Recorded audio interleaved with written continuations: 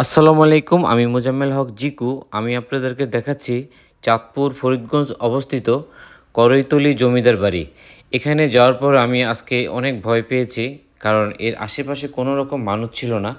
আমি আপনাদেরকে পুরো জমিদার বাড়িটি ঘুরিয়ে দেখাবো। এটা আসলে অনেকটাই দুর্গম এলাকায় চাঁদপুর থেকে।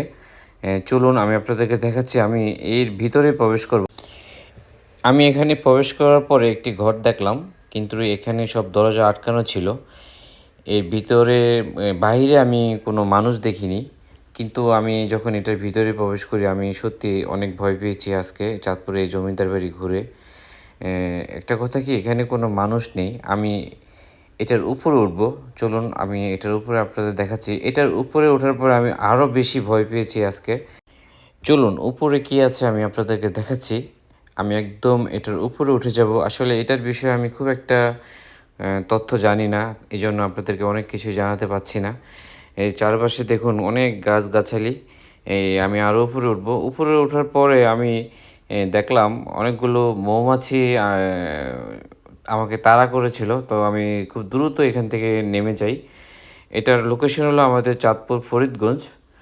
ফরিদগঞ্জ থেকে আমি গিয়েছি প্রথম রূপসা হয়ে আমি এখানে গিয়েছিলাম করইতলী। এটা জমিদার বাড়ি, তবে এটা বাবুদের বাড়ি বলে, মানে হিন্দুদের বাড়ি বলে মেবি।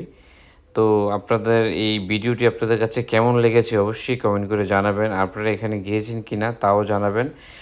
ভিডিওটি প্রথম দেখে থাকলে অবশ্যই শেয়ার দিয়ে অন্যকে দেখার সুযোগ করে দেবেন।